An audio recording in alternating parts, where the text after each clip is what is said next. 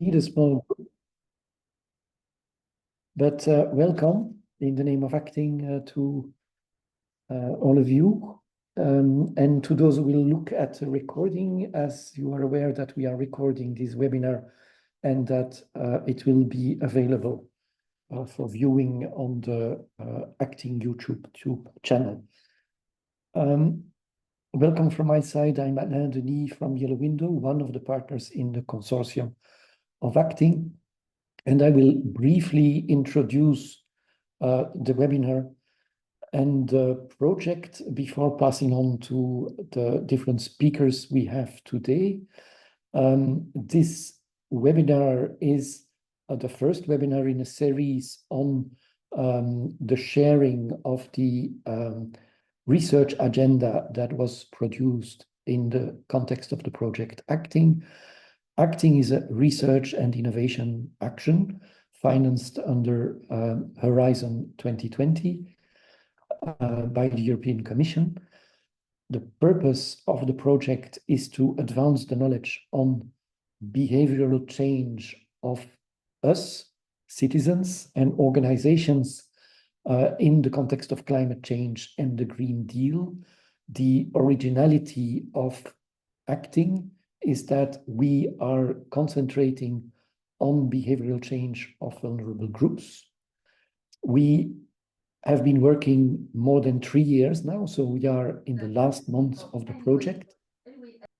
And we have produced different outputs, of course, new knowledge, which leads to scientific publications, but also we launched pilot projects and pilot actions to test new ways to have impact on the behavior of vulnerable groups. We also produced recommendations for different target groups, which we call fact sheets, and which are at the moment being promoted. And last but not least, we produced a research agenda.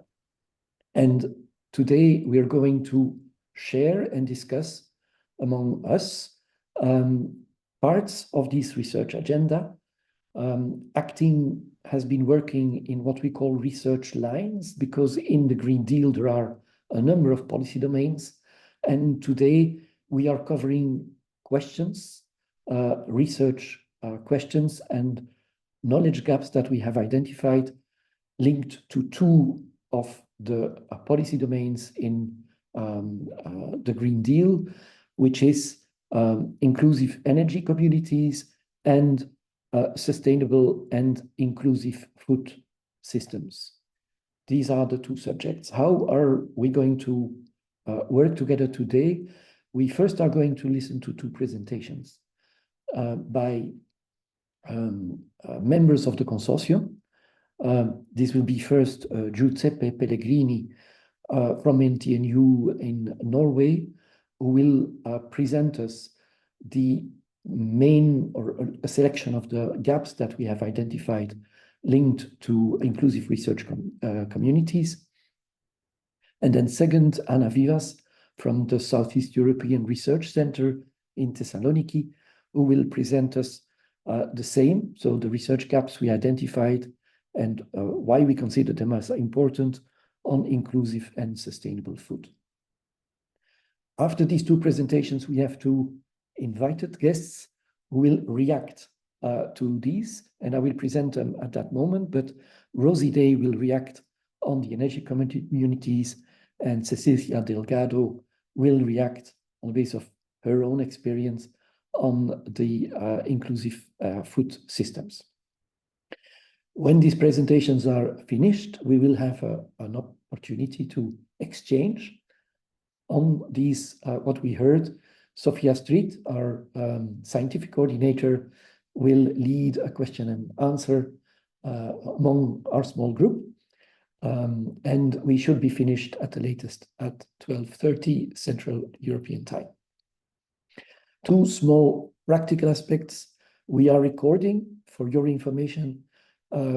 This recording is going to be used for promotion and for allowing people who could not be there today to listen to us. This recording will not include your personal interventions. So the Q&A will not be included in that recording.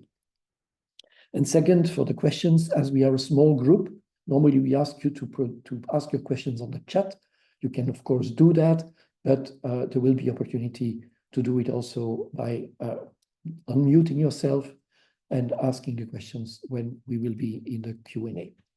So without further ado, I'm proposing that Giuseppe, you start with your presentation on the research gaps in energy communities.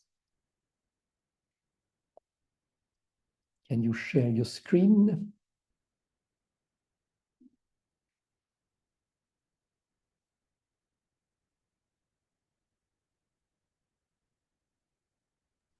Okay, just a second.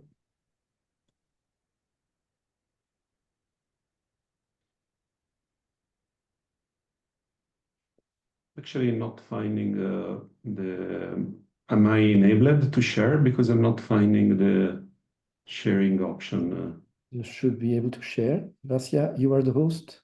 Yes, I gave him co-host rights in order. If there is an issue, I propose we start with Anna. Or it's fine with me. Okay, just a second. Wait a moment, Anna. Able to share now. Yeah, Giuseppe is managing. Yeah. Okay.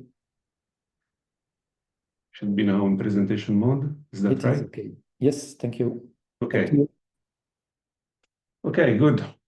Thank you for being here today. I'm going to talk to you about the findings and knowledge gaps related with the research line 3 of ACCTING, which has been investigating inclusive energy communities.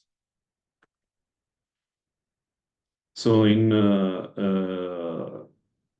tackling these research objectives, we have set out from the start some research questions, and these research questions were related to understanding what variables influence the outcome of energy community projects involving vulnerable individuals, and aiming at reducing energy costs, and also what variables in communities influence the behavior of individuals who promote or join and participate in energy communities that reduce energy vulnerability.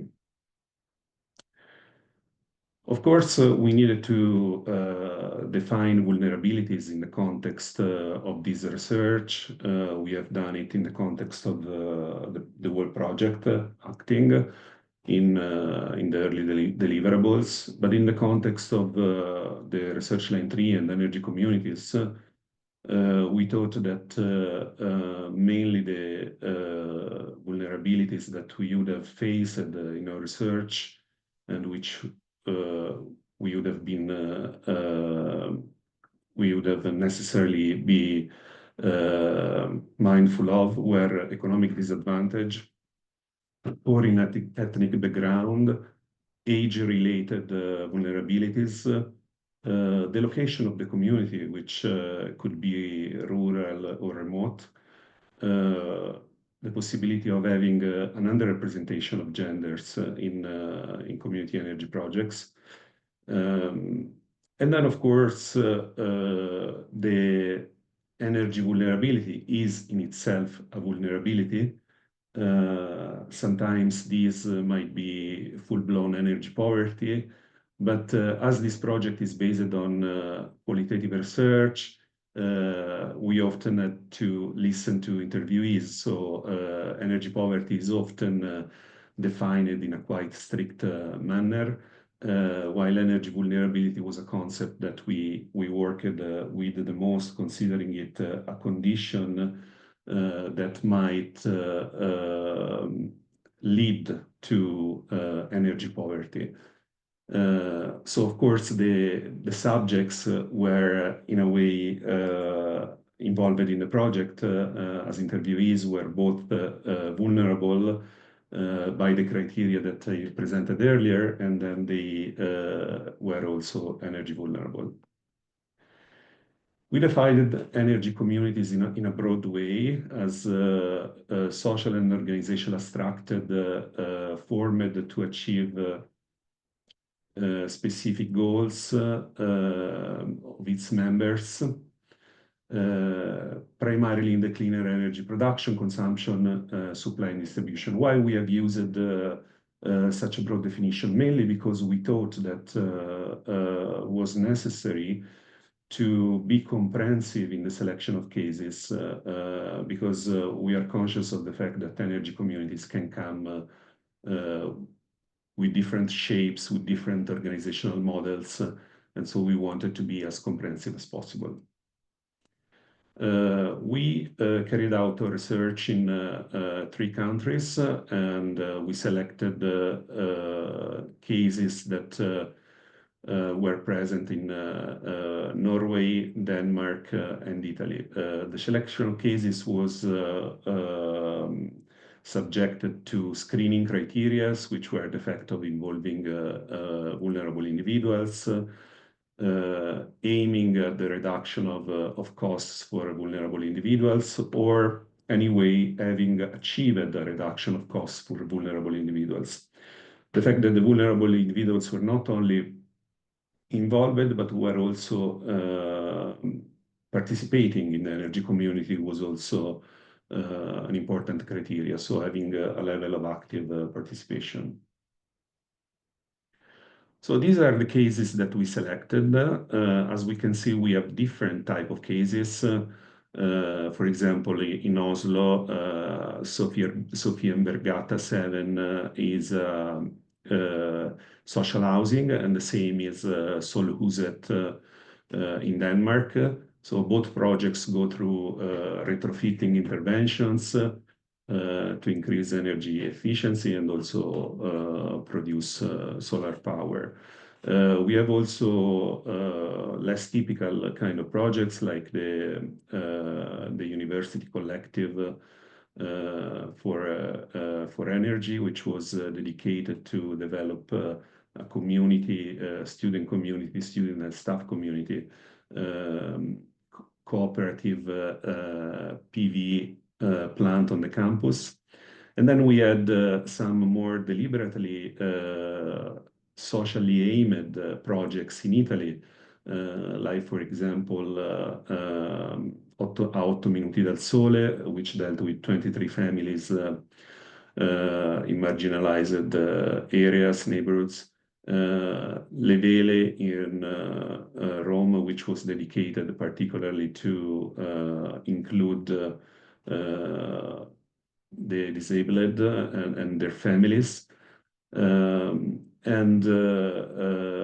Critaro, for example, that instead was led by a municipality, so it was a project where the municipality had a particularly important role. So we carried out 57 interviews across the cases, and we identified a number of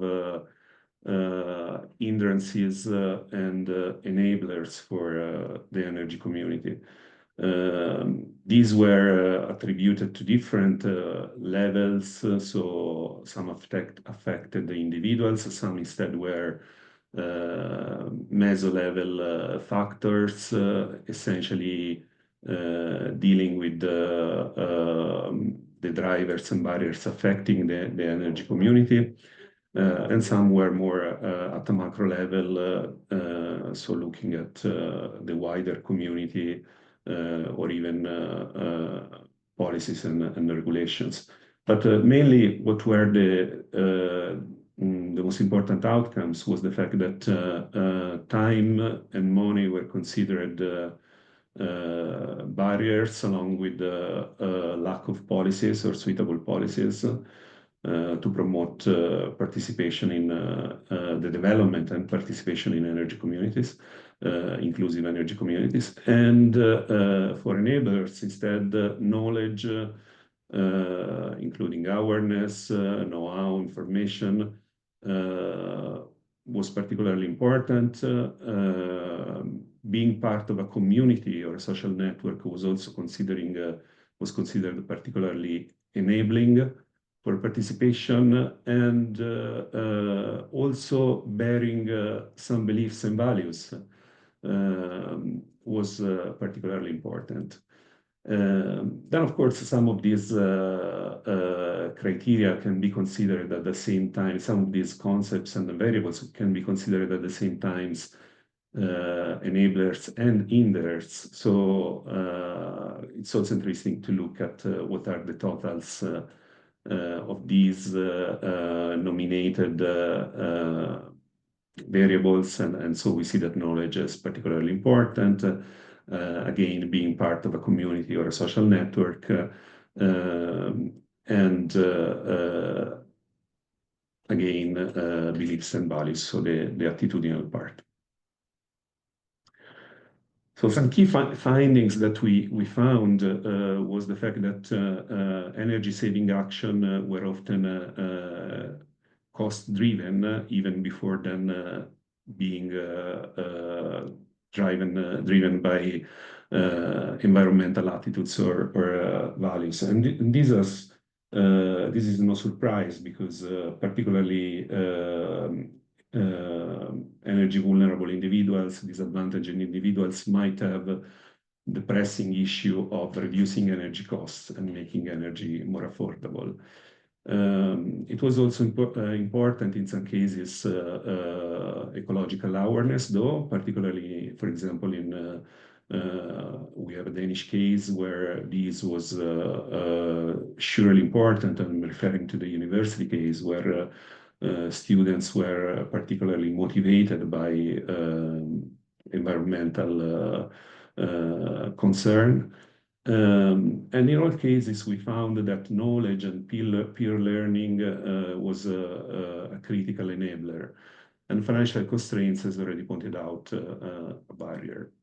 Further findings, especially at the collective level, was the fact that trust in leaders and democratic governance was key to foster participation.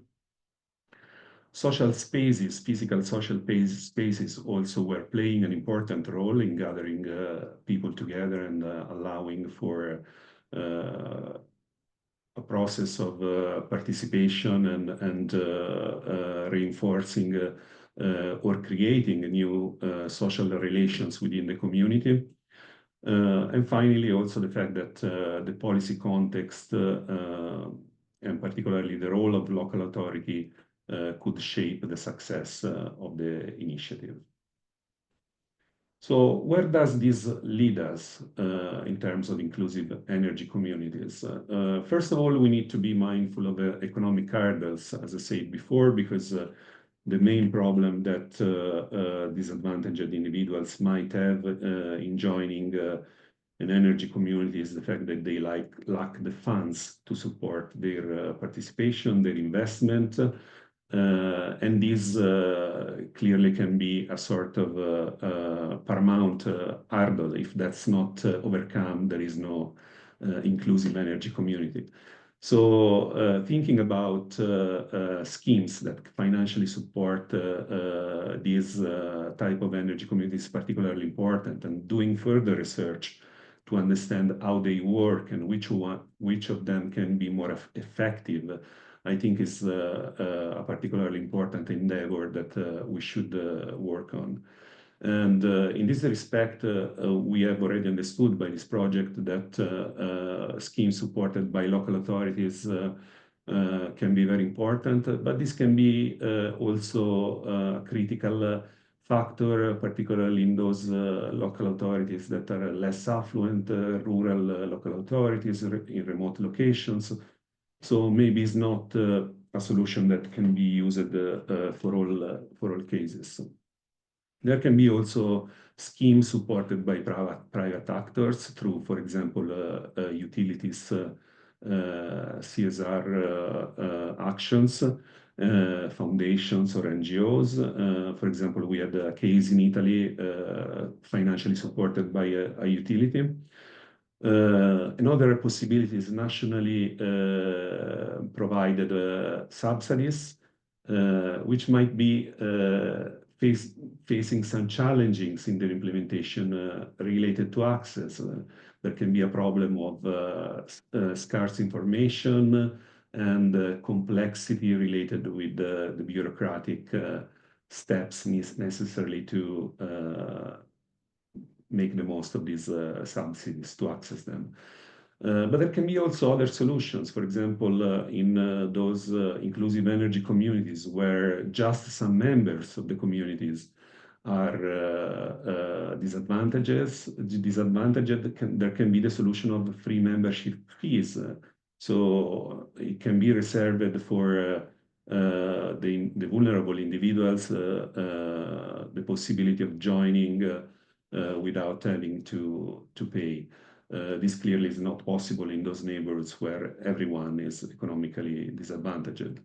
There could be also other solution like pay-as-you-save agreements with utilities, where the utilities provide an investment and this is repaid by the community as they generate income through, for example, solar panels or other renewable energy production.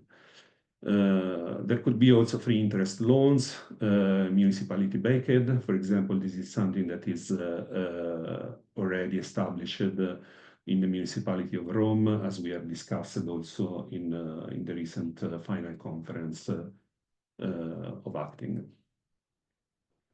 Further for future research elements that need to be considered are the barriers related with time and knowledge. But it's true that time and knowledge are particularly important for vulnerable individuals, or are they just general barriers that every energy community members face?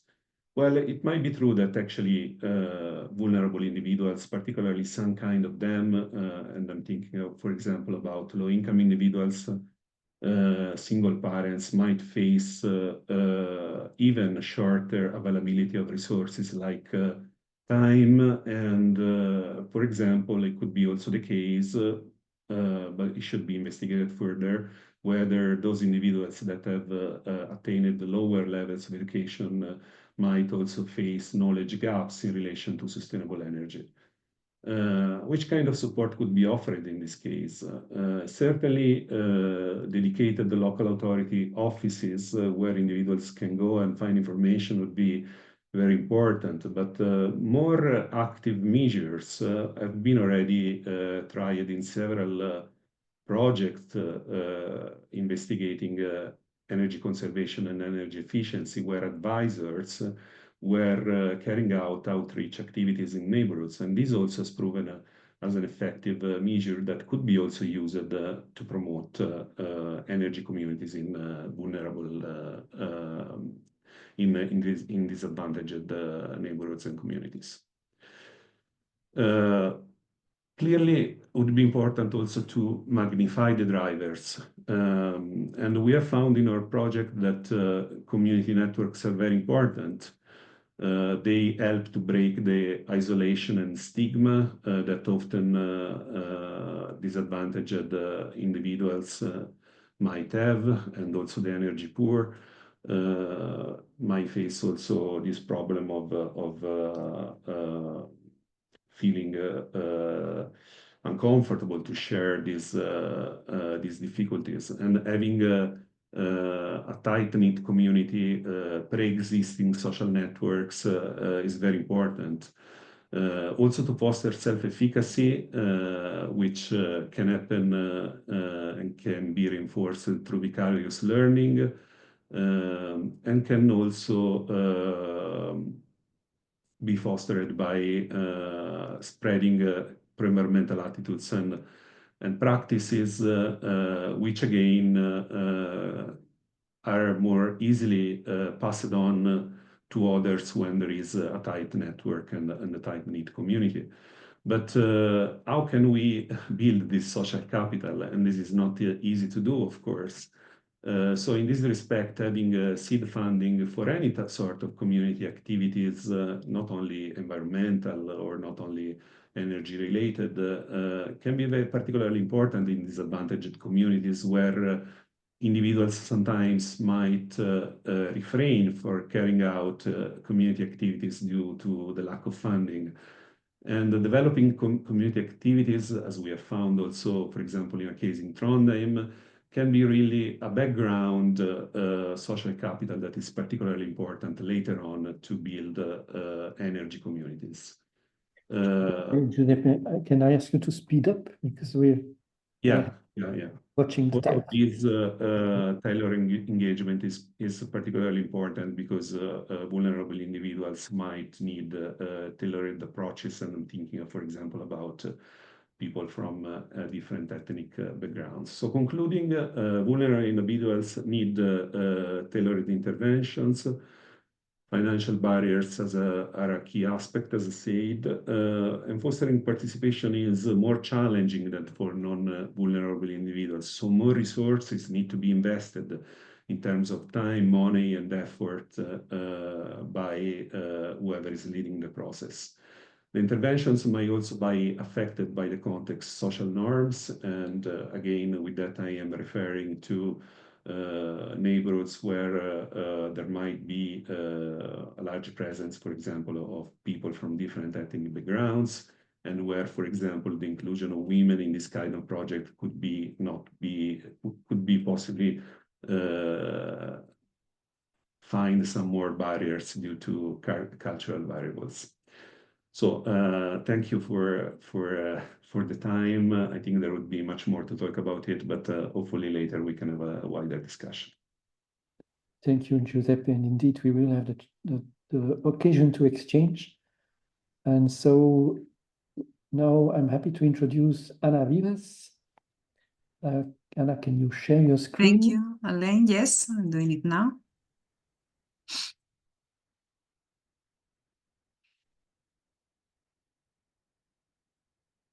Can you see the presentation? Perfectly, thank you. Okay, so good morning, everybody, and welcome to the webinar. So I'm Ana Vivas, professor in psychology. I'm from the Southeast European Research Center in Greece, one of the partners of ACCTING. And I was leading also research line 6. So I'm going to present today the future research agenda of 2 research lines together because they were interrelated. So it's research line 5, that it was about food security, and more particularly the second cycle of research was about the role of local initiatives and policies in driving access to healthy, sustainable, and affordable food consumption. And it was looking at behavioral change at the individual, the community level, and institutional level, and use it a qualitative methodology, interviews with organizers and participants of the local initiatives and policies, and the research line 6, which is about sustainable food consumption, particularly looking in this second research cycle at, again, bottom-up initiatives, local initiatives, and how they can contribute to behavioral change at the individual level towards sustainable food consumption. And this research line use a mix methodological design with quantitative measures of values related to sustainable food consumption, but also looking at behavioral measures of food consumption and shopping of sustainable food from producers and so on, and use it also a qualitative approach with interviews with organizers. There was a lot of very interesting findings from the research conducted, as in the other line that has been just presented by Giuseppe. Each research line conducted research in 5 different countries across Europe. And so we identified different gaps from the findings and the research conducted, and propose an agenda that is organized in 6 sub-themes. But I'm going to present today only those ones that are more related to the topic of the webinar today, which is about inclusivity, inequalities, and power dynamics. So I'm going to focus on those ones. So in terms of what were the key findings of the two research lines and the research conducted. Overall, I want to say that we saw that bottom-up initiatives, they play a very important role in driving behavioral change. We're talking about local initiatives that are already happening in these countries, and that they were selected because they are related to sustainable food consumption, but also because they are targeting people in vulnerable or marginalized situations. But more particularly the key findings in relation to inequalities and vulnerabilities. One of the main findings is not really a surprise, but it was interesting to see this coming quite consistent across these two research lines, but not only other research lines, is the financial barriers for adopting sustainable and healthy diets. So lack of money remains a very important barrier, and this came up very strong. So when we are looking in the analysis of groups based on economic vulnerability, for instance, one of the key findings I can say is that the low-income group, for this group, price was the most important, even more important than health when choosing their food. And then we saw also that they have less sustainable diet, they have less frequent consumption of plant-based food. So we found overall that the systemic inequalities, mostly relating to poor access also to this food, and it was particularly the case of rural settings. I'm going to talk a bit more about this. Unlimited economic resources. These prevented these populations, particularly those ones that they were marginalized, from benefiting from these local initiatives.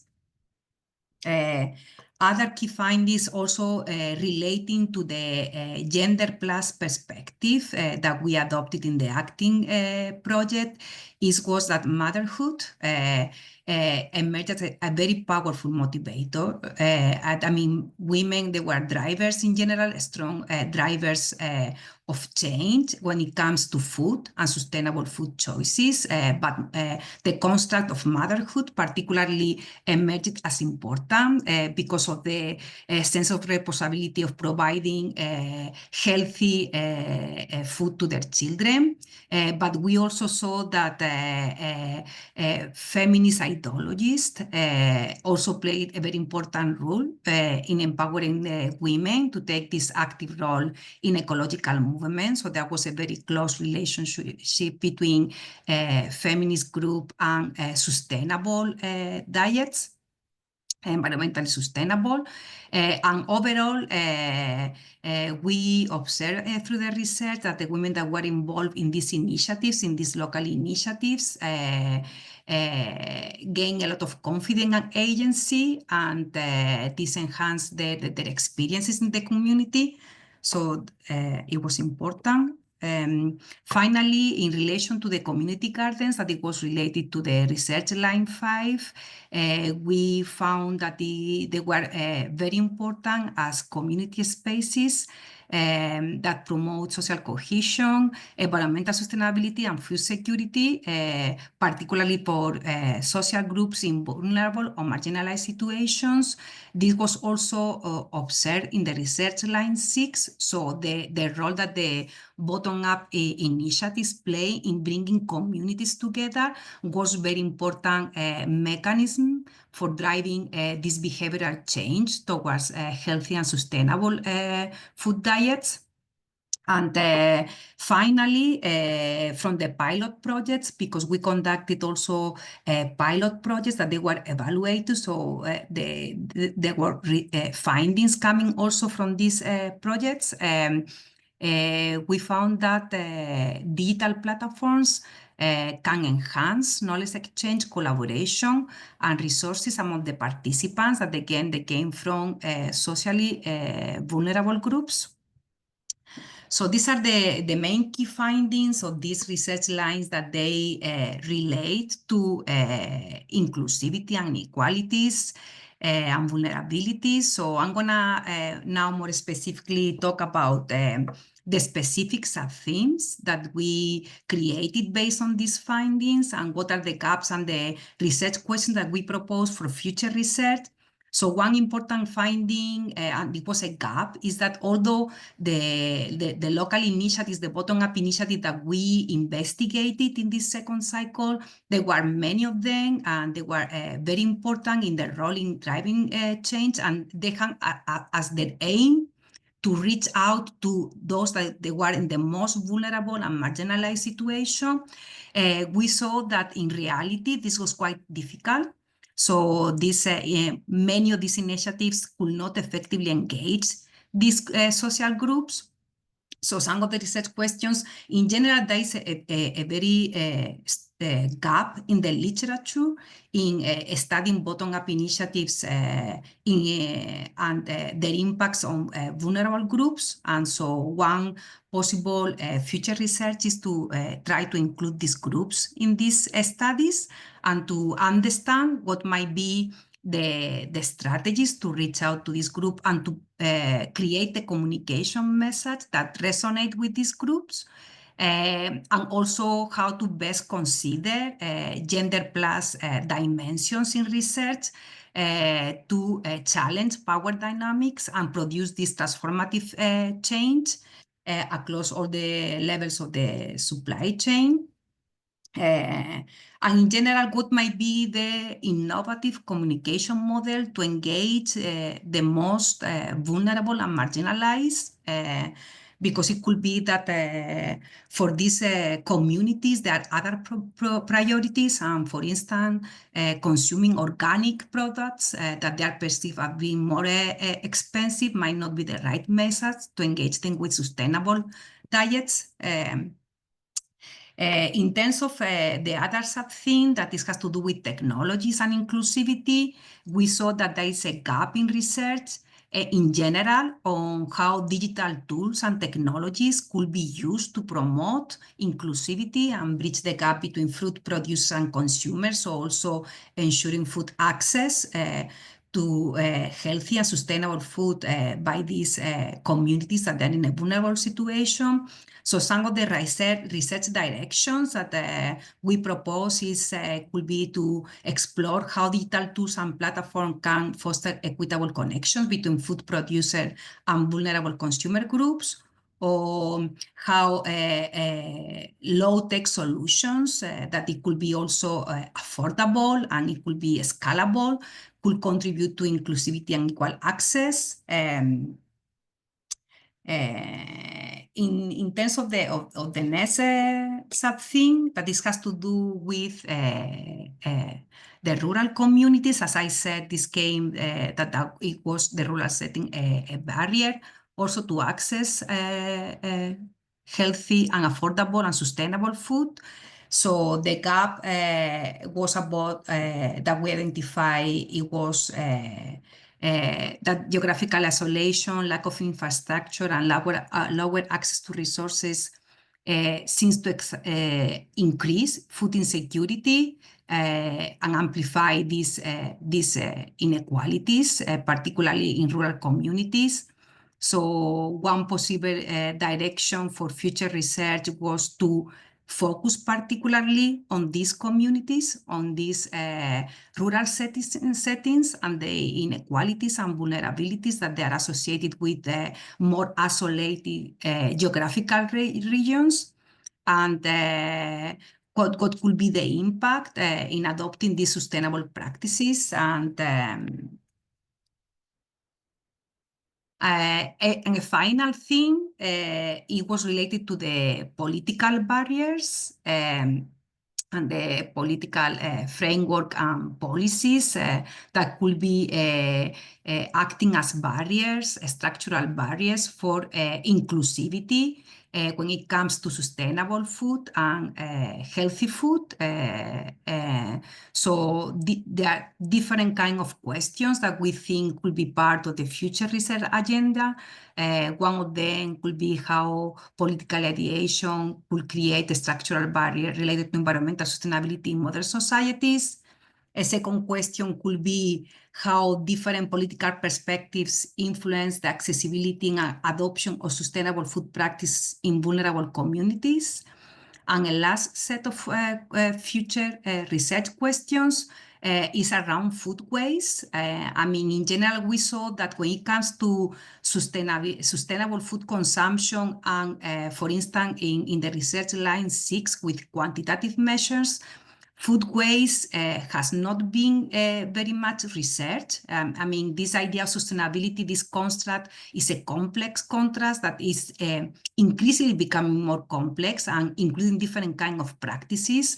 And so there was a gap in relation to food waste in general, but more specifically when it comes to political barrier, how food waste could be contribute to accelerating environmental sustainability and particularly access to healthy food by vulnerable communities. So that could be also a future line of research.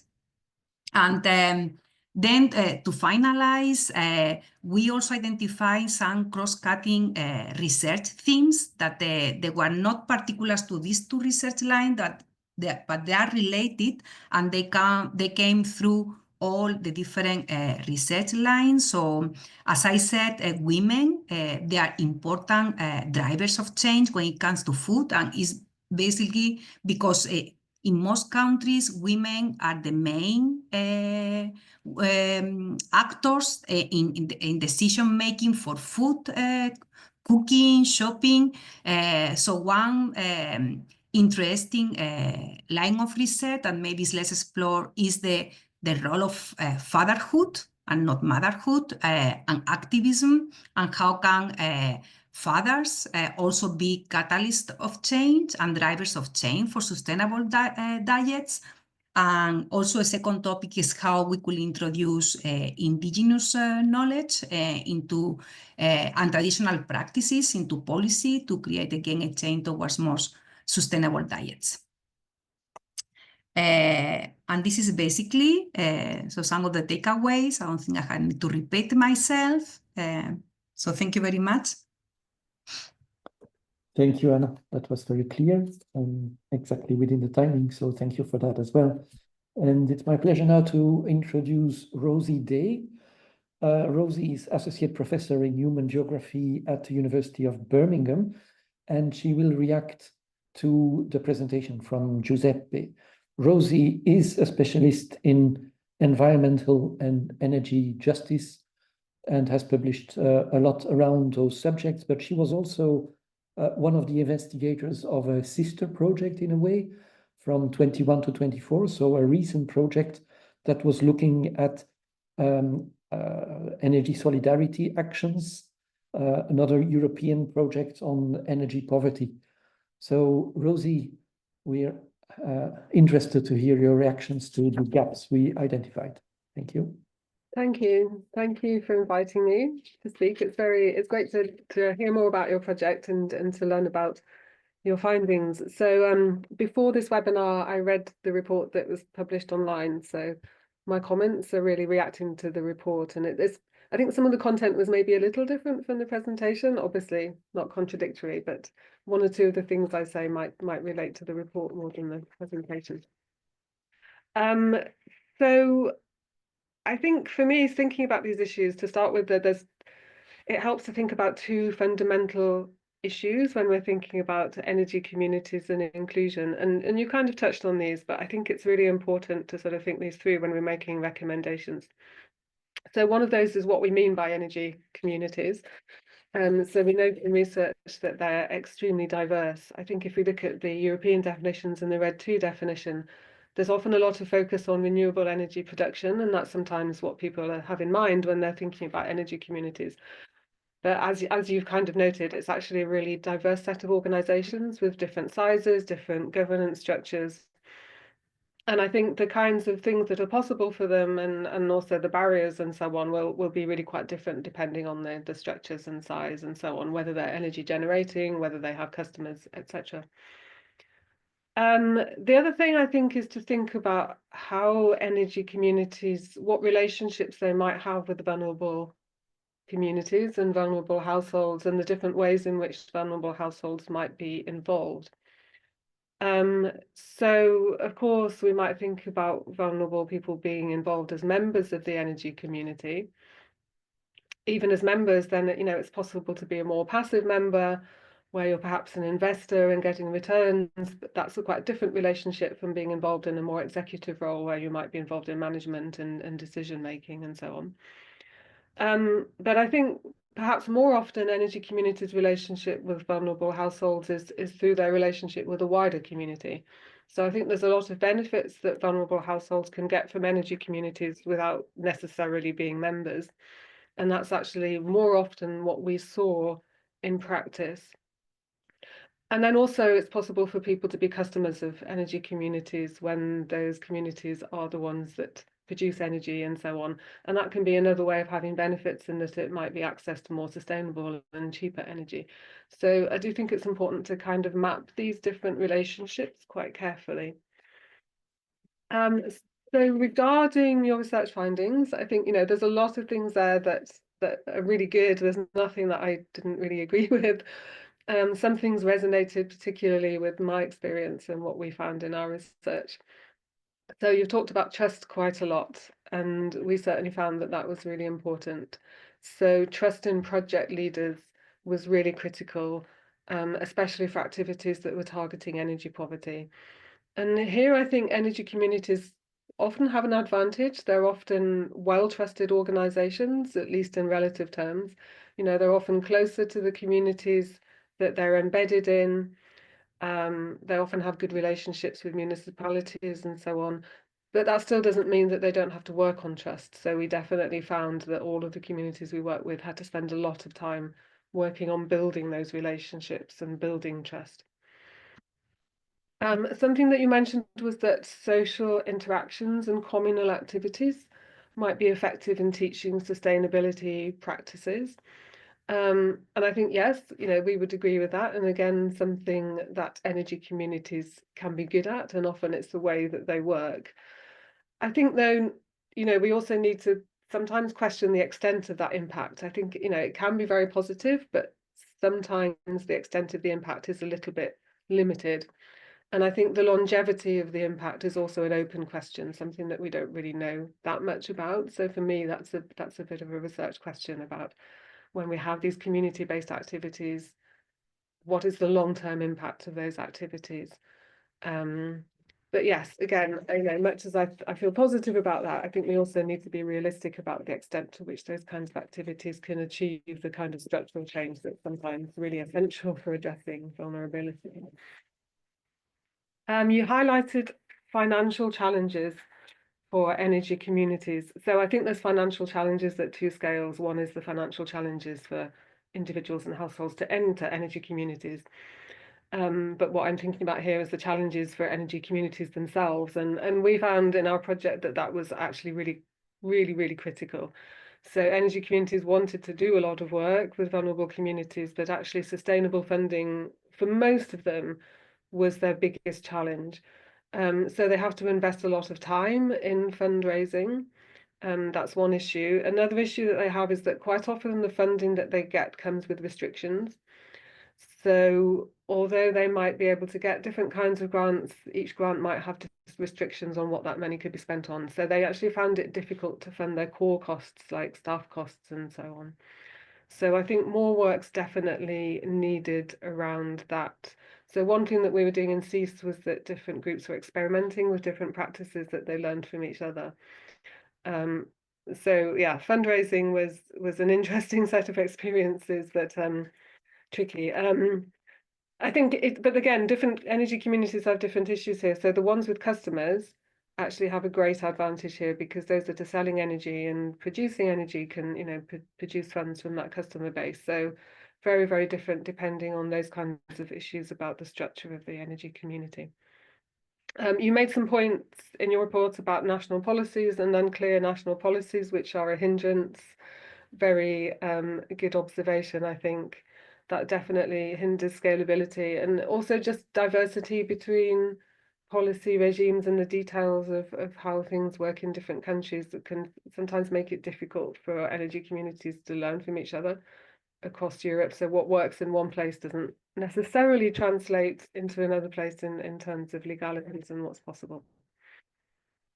So just moving on to a few more comments about some of your more specific research questions.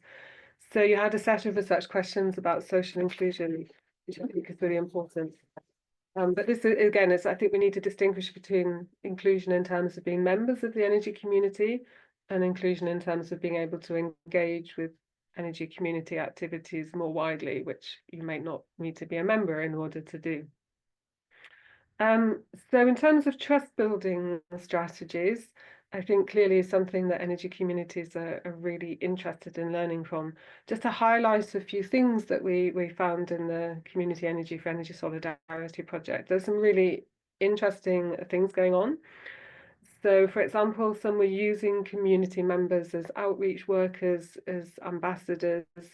And one project in London was training immigrant women to run workshops and engage their wider networks. So I think this speaks to several of the things that you've said about reaching marginalized communities, reaching women.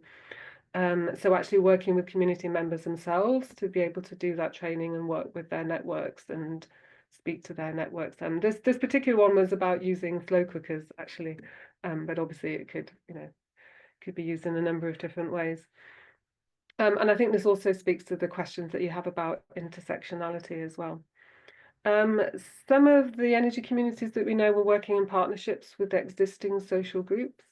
So Copernico in Portugal, for example, was working in order to reach vulnerable households, was working with groups that already worked with older people. So they were running educational activities and social activities for older people, and that worked really well. So they partnered with those groups to deliver workshops about energy efficiency and energy poverty. The way that they did it actually was less kind of, we're here to teach you, but it was more as a conversation that we're here to learn from each other, and recognizing that older people in that community would have also had a lot of knowledge about energy saving and energy efficiency. But they said something interesting. They said they talked about borrowing trust. So because these existing organizations were already really well networked and really well trusted, that when they as an energy community wanted to start more work on energy poverty, they felt that working with these already trusted organizations kind of allowed them to borrow that trust. But you need to be very careful about how you keep that trust. One more negative example, actually, for one of our energy communities that had customers. So they were working with their existing customers and trying to identify those in energy poverty to help alleviate energy poverty. But they actually had a problem because their customer services department would normally contact their customers in order to chase them for energy debt. So they really had an issue about being seen as the debt collectors, and then trying to becoming the helpers, as it were, the supporters. So an interesting problem that they had about trust in that regard. So as I was kind of saying, I think it can be very context specific and very different depending on the nature of the energy community and their relationship with the vulnerable household. So I think there are a lot of good strategies out there. There's a lot of things that are going on with energy communities building trust. So I think sharing good practices among energy communities and sharing experiences is extremely valuable. Moving on, so you talked about incentives and cost barriers and questions around that. I think some of the questions there seem to be about direct membership in the energy community, but I was actually wondering if that's quite the right way to see it. So is it really a problem of households needing to be incentivized to join the energy community? Or, well, I would think I would probably approach it from the other direction, which is, so how can the energy community be something that people feel works for them? Why is it that people are not feeling that the energy community is something that they're motivated to join? So how can it be perhaps more appealing? But it's also about communication as well. So how can the benefits of the energy community, as well as being made appropriate, how can they be communicated to vulnerable groups and marginalized communities so that they might feel that this is something that they would like to join? obviously there are cost barriers. This varies in different places. You know, paying a membership fee, what's possible there, I think varies between different countries for legal reasons. But yes, there are, as you mentioned, ways of using funds, I guess, to lower that for vulnerable groups. You had research questions about behavioural adaptation and sustainability practices, which I understand is really at the core of your project. So there's a question about peer learning and cross-community exchange, and what role does that play in promoting scalable solutions? So I took this as being about peer learning between energy communities. And from our experience in the SEAS project, that this was really important. So we really found that as the basis for the innovation process, actually, of energy communities working on energy vulnerability was the networks that they had and the cross exchange, the peer exchange between different energy communities. So, I mean, that's partly what our project was about promoting this. But we found that this is already happening in different ways. So I think networks, umbrella organizations are really important in this. So, for example, ResCoop in Europe, or in the UK, we have Energy Community England, Energy Community Scotland. So those umbrella organisations can be really well placed to facilitate this kind of networking and peer learning. But energy communities are also spontaneously linking with each other and linking with other sustainability organisations in their local areas. And that's certainly really important for them. And so actually how to promote that and how to create stronger peer networks among energy communities, I think it's something that needs further work. Rosie, I'm okay, yeah, one more minute. Yeah, maximum 1 more minute, please. Okay, right. Yeah. So in that case, I'll just skip to the last one about there's research questions about policy and structural drivers of behavioural change, which I think is again fundamental to. So the role of municipalities, I think perhaps more on how municipalities work with energy communities to reach disadvantaged communities they can fund. I think the last thing I wanted to say was about private sector engagement and public-private partnerships. So this can certainly be a source of fund for energy communities, but I think I'm just cautious here because of the trust issues. So much as I mentioned before about borrowing trust from other community organisations, that I think that there is a risk there of kind of importing the distrust as well that can happen with utilities. So I think I can see that as a way forward in some ways in terms of financing, but I think a lot of care needs to be taken not to damage the kind of trust and the sort of independence of energy communities. So final word, I think, is that energy communities, what we found is that energy communities are well placed to bring together solidarity networks.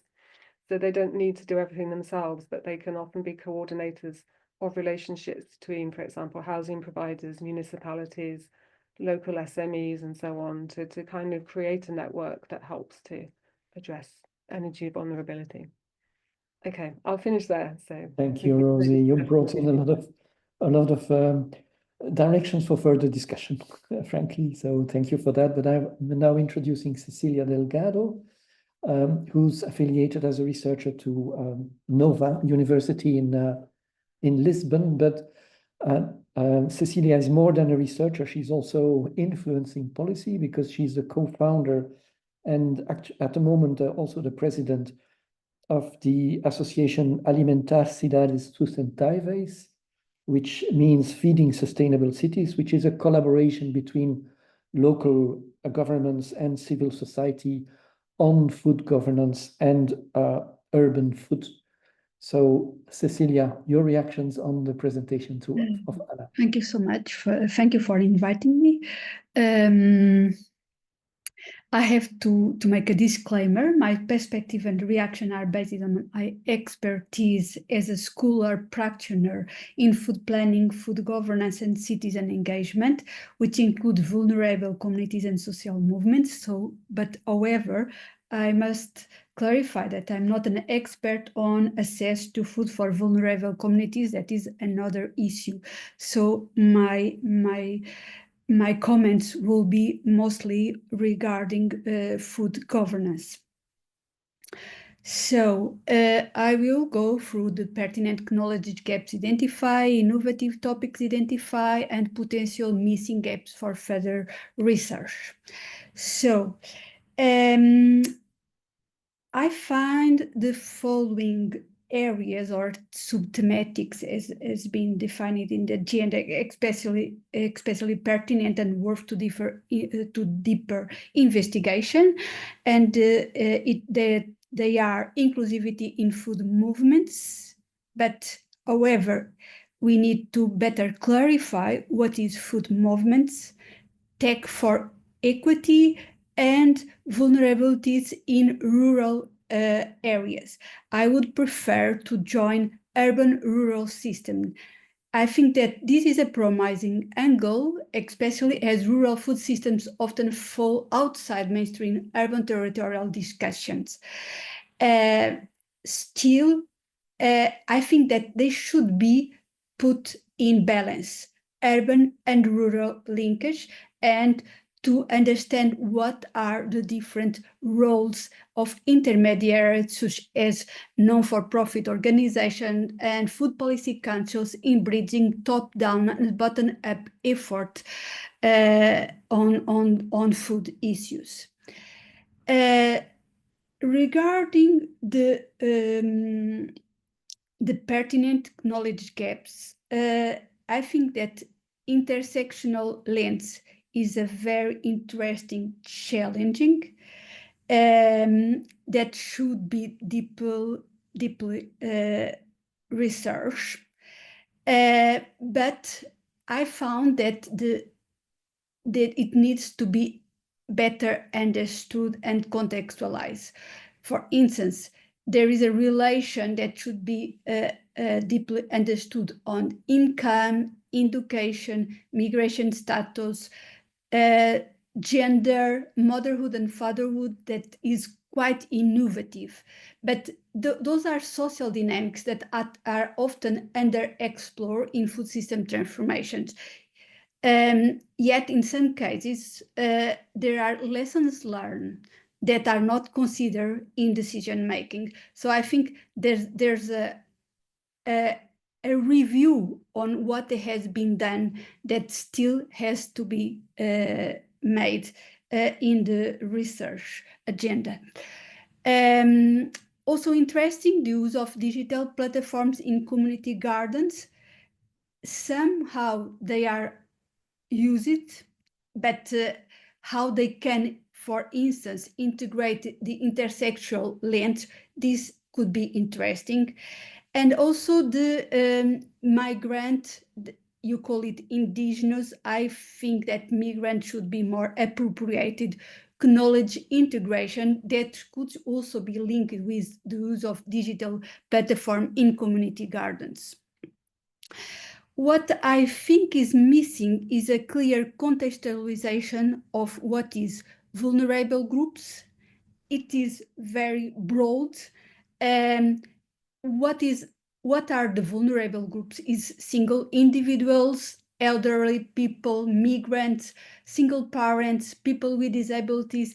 It's a very wide and diverse population. It's important to define what we understand by vulnerable groups, because this is also the answer should be tailored to each group. So at this point, the agenda is very broad and needs to be better clarified. Also, vulnerability does not always mean food insecurity or lack of political voice, and this distinction should be acknowledged. Also regarding food movements, it's not clear what in the research agenda it's understood by food movements. It's a consumer cooperatives, it's solidarity networks, grassroots initiatives. They have very different goals, structures, and levels of organization. For instance, we have consumer cooperatives of organic food. They are very well organized. They are not really vulnerable populations. So how we cross these groups between what are vulnerable groups, food movements, and I would also add what is understood in this researcher agenda for bottom-up initiatives. and how they cross with vulnerable groups and food movements. I think that this baseline should be very clear in order to understand what are the potential directions of the research and missing gaps. So I found 3 areas that I think are missing for further research. And they are food policy integration, monitoring and evaluation that is mentioned but not deeply explored, and communication. And why? So, food integration.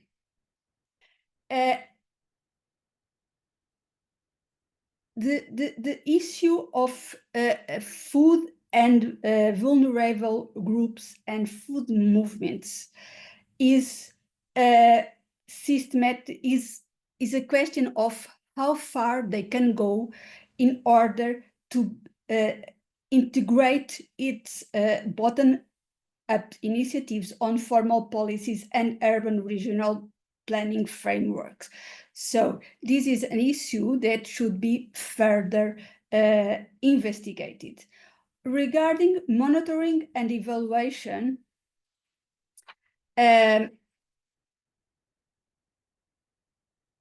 although it is somehow in the research agenda, its larger approach is from a top-down and technical lens. And this is a significant opportunity for reframing what is participation and empowering, in particular in the context of bottom-up initiatives. Finally, I think that the communication is a significant gap in the research agenda because the mechanisms of dialogue between vulnerable groups and different levels of governance they rely on effective communication. So how information and needs and feedbacks flow between communities and institutions should be clarified.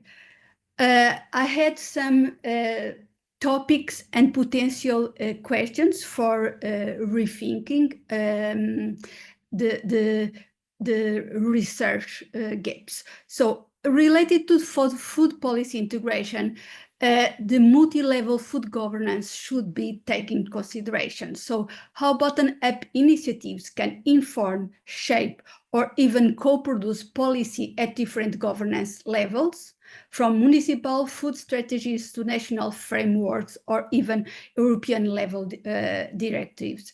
So it's not enough to have bottom-up initiatives. They should inform and shape policies. Urban food planning, how bottom-up initiatives such as community gardens, local food hubs, solidarity purchasing groups can be recognized and legitimate actors in territorial planning. Cross-sector integration, how bottom-up initiatives can break down silos and bridge different food domains, offering co-benefits such as public health improvement, poverty reduction, biodiversity support, and community resilience. Political and administrative barriers, how bottom-up initiatives can be taken seriously by institutions in order to break bureaucratic inertia and competing with policy agendas.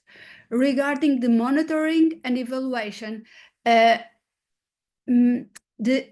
co-creation of indicators could be a lever to include bottom-up initiatives. So they can be involved on developing indicators that reflect local values and priorities and not only receive top-down indicators that not reflect their own values and priorities. Inclusive monitoring, how to engage bottom-up initiatives in tracking and reflecting on progress. They are part of the policies, so they should be included on the evaluation and the monitoring of the process. And Last but not least, feedback loops. How institutions can design feedback mechanisms that are transparent, accountable, and responsive to bottom-up initiatives and inputs. And this link as well with the need to better communicate.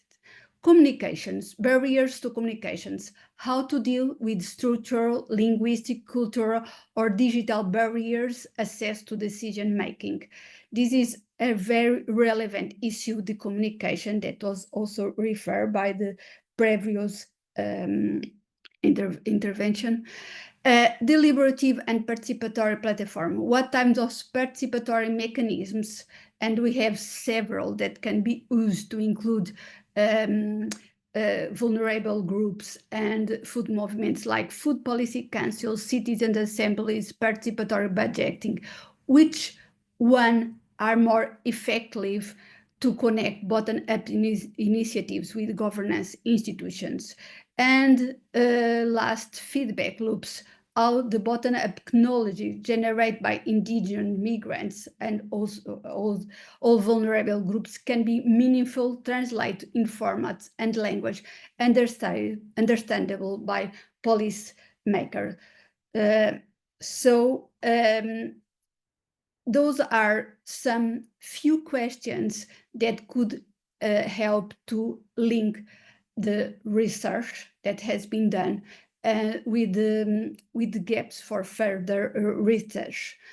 I will finish with some lessons learned from past Horizon practice, and I would mention the food trails and the deliver report on urban participatory policies.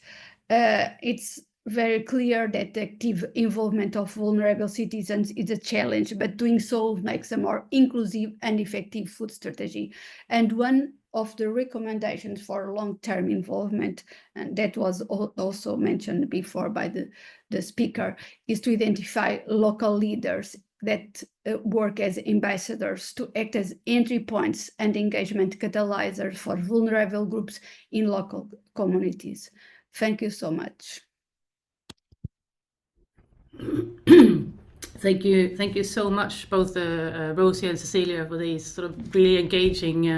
You've engaged so strongly with our work. It's really nice to hear. So a massive thank you for that. I'm thinking before we start the sort of open Q&A, is there anything that Anna or Giuseppe would like to react to in this engagement with your work, or the other way around? Is there something specific directly that Cecilia or Rosie would like to address or question Giuseppe and Anna about? I know it was a very in-depth presentations here from you, but I'm wondering if there's something else specific maybe you'd like to challenge Giuseppe or Anna on when it comes to our fact sheets. I found particularly interesting what Rosie said regarding borrowing trust from established organizations. I think that's a very valid point that we also found in our research, even though I didn't stress that. But it stuck with me, for example, the fact that even the parish, which in Italy, of course, is a Catholic country where religion is still an important part of society, acted as an organization facilitating the birth of an inclusive energy community. So effectively, there must be, there might be these organizations that of various type that might influence and facilitate the possibility of generating energy communities. With regards to local authorities and municipalities, I think that in this respect, the reputation and the trust can be a little bit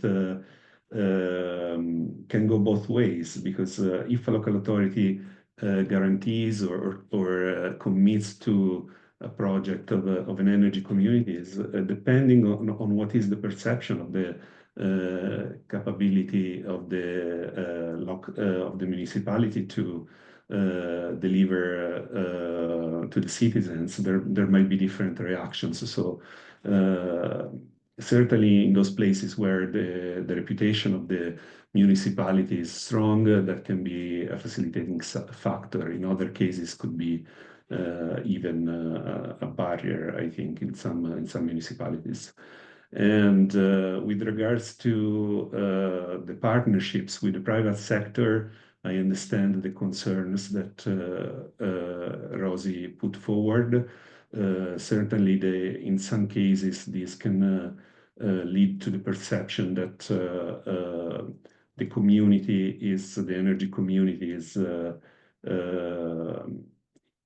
in a way influenced by private interests. But I have to say that we didn't see any of that in the Italian case that we researched, where a municipality provided the investment and the installation of the solar panels.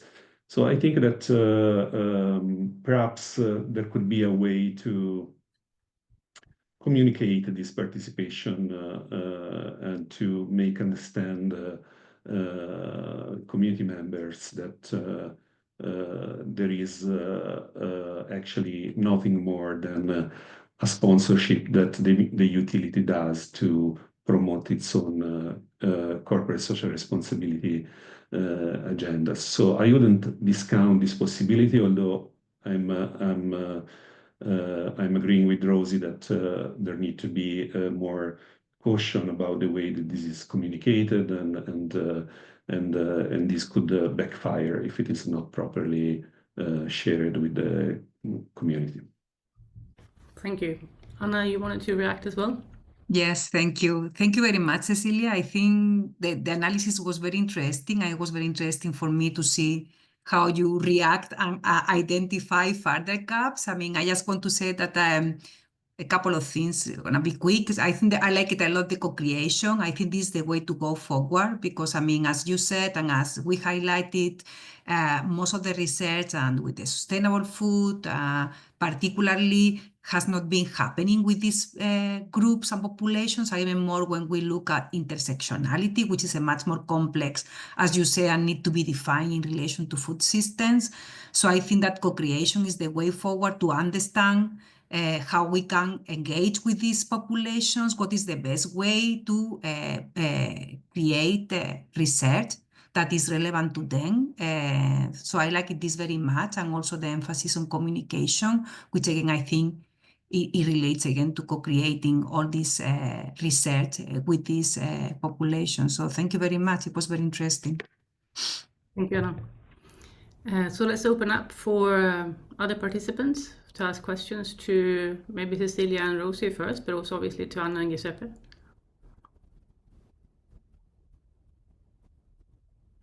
Then I will start. So I was thinking about something that you said, Rosie. You actually asked two questions yourselves that I would like to turn back to you, and they were about how it wasn't about it was about how can we make energy communities more attractive.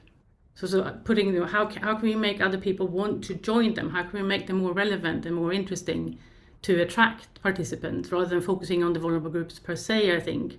So my question for you would be, given your research and your expertise, how can we make energy communities relevant to all? What have you found something in your own research that could address that? I don't have an easy answer to that one. I think maybe I would still come back to the point that I would make about what relationship does the energy community want to have with the people. So there's a difference between making them attractive to investors and making them attractive to people who you might want to engage with to come to workshops in a wider way without being members. But also another problem that they have is attracting people to actually volunteer or put the work in, or actually give time to the energy community, and those are different things.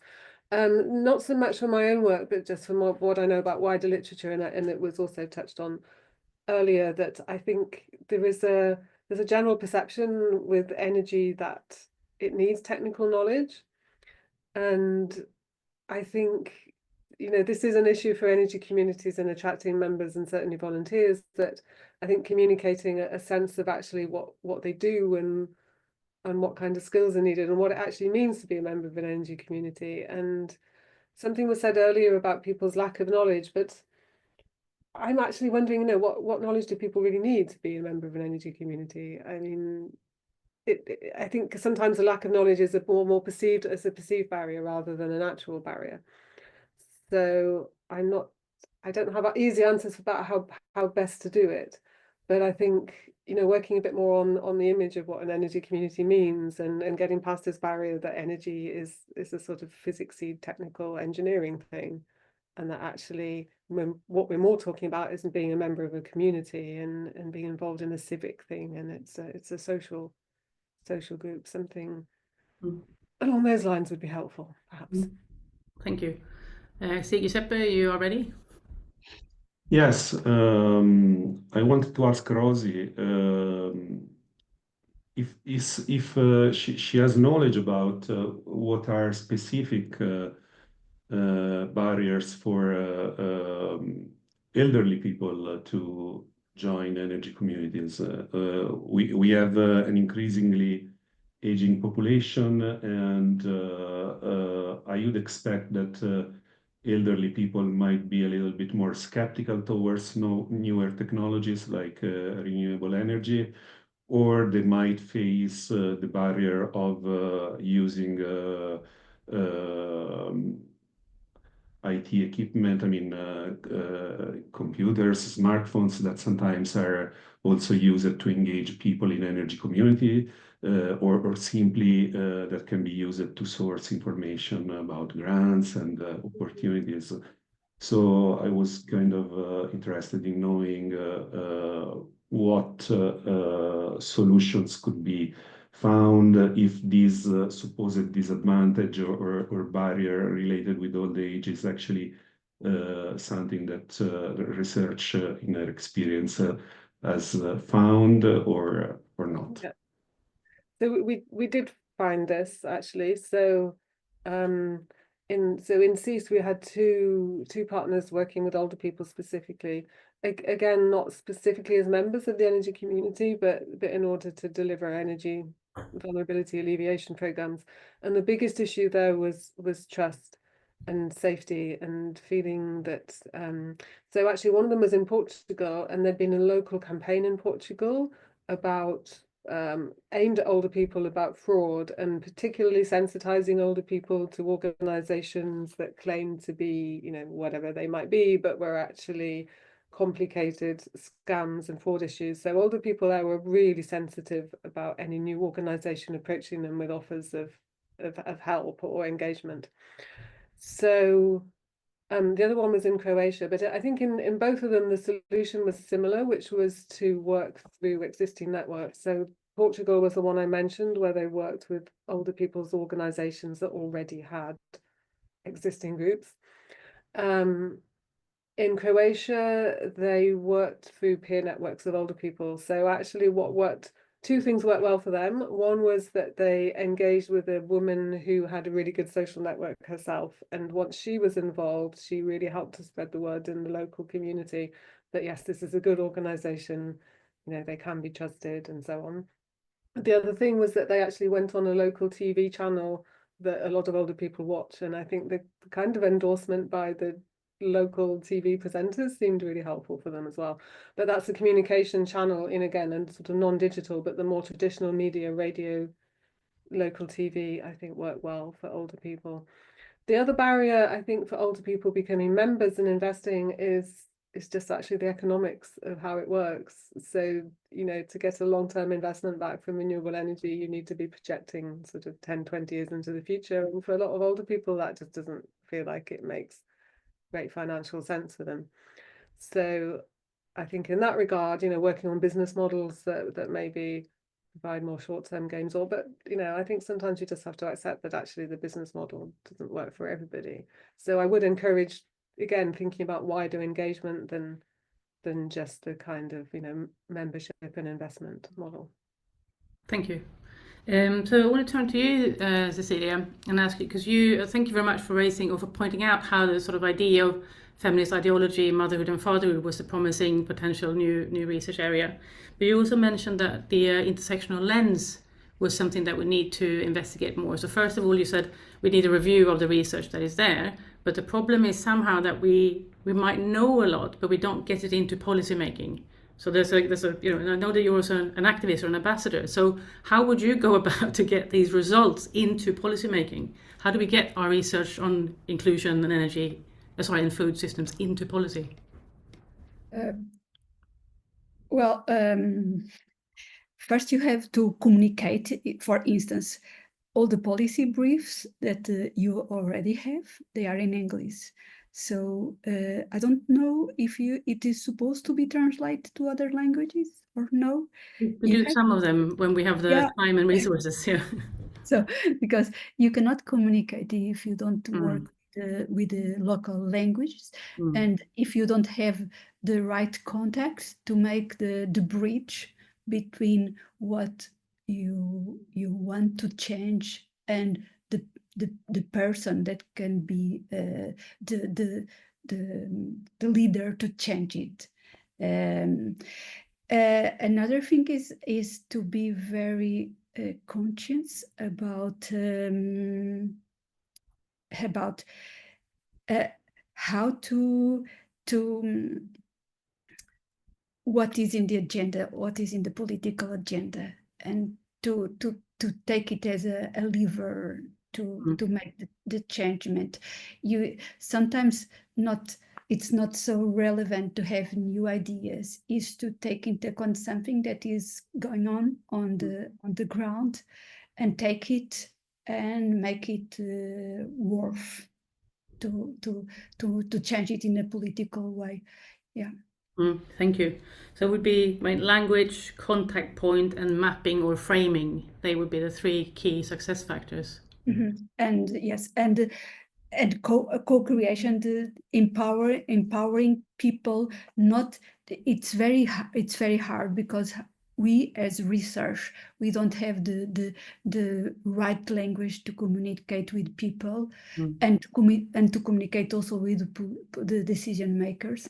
So you have to have that skill or to find someone that is able to make it. Yeah. Thank you very much. So with, I don't know, 30 seconds left, I'm going to hand over to Alain, I guess, to end the webinar. Yes, thank you so much, Sophia. I will very quickly thank you for all the presentations and all the discussions. And I will quickly share my screen promoting the upcoming webinars, because this discussion is continuing for the whole month of May. So we have upcoming webinars that we will share with you also via email, so you can register. One on 13th May. The second one that you see here is Women, Villages, Forests, which is held in Greek and Turkish. So that will be provided a bit later on YouTube channel with English captions on. Wellbeing as a driver for sustainable behavioral change on 16 May. And research supporting social impact on 19 May, transformative resistance on 20 May, and inclusive sustainability policies on 22nd of May. So we hope to see you there. We'll sure contact you via email to send you all the details, or you can, of course, visit the ACCTING website and register. We will be very happy to see you there. Thank you so much. Thank you. Bye. Thank you very much. Thank you. Thank you. Bye. Thank you. Thank you. Bye-bye. Bye-bye.